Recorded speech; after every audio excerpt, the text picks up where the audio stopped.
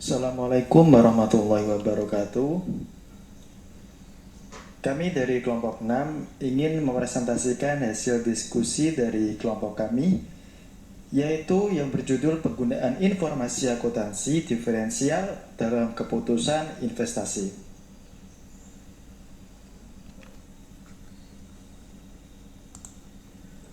Investasi adalah pengaitan sumber-sumber dalam jangka panjang untuk menghasilkan laba di masa yang akan datang.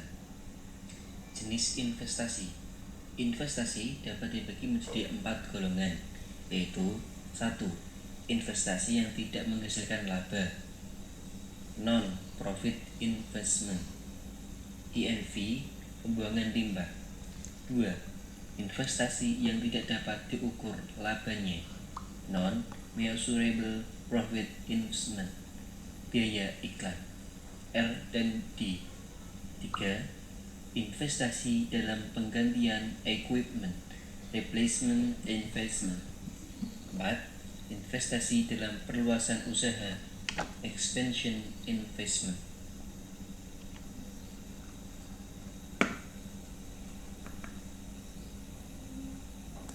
Informasi akuntansi manajemen dalam pengambilan keputusan investasi tertentu, misalnya penggantian aktiva tetap. Manajemen memerlukan informasi akuntansi manajemen diferensial yang berupa informasi aktiva diferensial, memberikan ukuran berapa jumlah dana tambahan yang akan ditanamkan dalam penggantian aktiva tetap tertentu, informasi pendapatan dan biaya diferensial, memberikan ukuran kenaikan produktivitas yang diperoleh, dalam kurung penghematan biaya dengan adanya pergantian aktiva tetap yang direncanakan tersebut.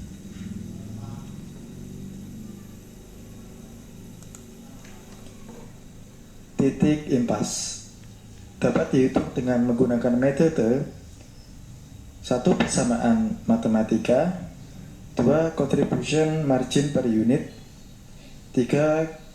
Contribution margin ratio, dan yang terakhir pendekatan grafik.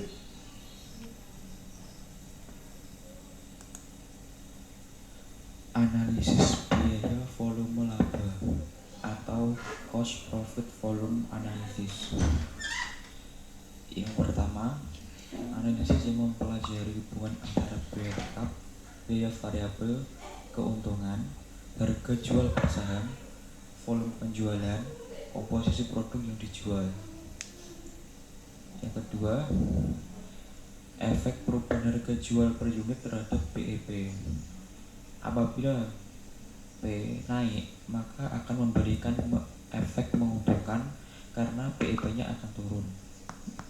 Demikian pula sebaliknya, jika harga jual per unitnya turun, maka BEP-nya akan makin besar, baik dinyatakan dalam rupiah maupun unit.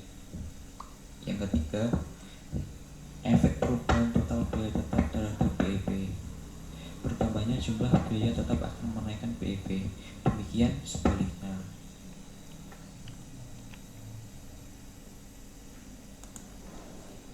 Selanjutnya ada margin of safety. Pengertian dari margin of safety itu sendiri adalah selisih antara volume penjualan yang dianggarkan dengan volume penjualan impas. Sedangkan tujuan dari margin of safety yaitu memberikan informasi berapa maksimum volume penjualan yang direncanakan tersebut boleh turun agar perusahaan tidak menderita sebuah kerugian. Di sini ada 2 cara rumus untuk mencari rumus margin. Yang pertama yaitu unit penjualan harapan dikurangi unit penjualan titik impas dibagi unit penjualan harapan kemudian dikali 100. Cara yang kedua yaitu penjualan harapan dikurangi penjualan titik impas penjualan harapan dibagi penjualan harapan dan dikalikan 100.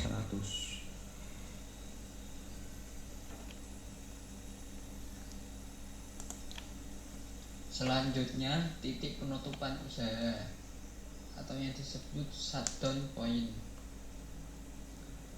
Suatu usaha harus dihentikan apabila pendapatan yang diperoleh tidak dapat menutup biaya tunainya. Out of pocket cost. Titik penutupan usaha sama dengan biaya tetap tunai per contribution margin ratio. Selanjutnya ada titik penutupan usaha atau yang disebut unit sama dengan biaya tetap tunai per contribution margin unit.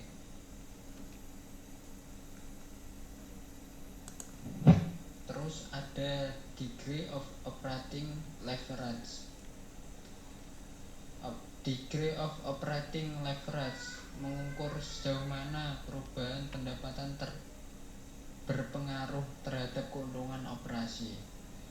Rumusnya adalah laba operasi per margin kontribusi.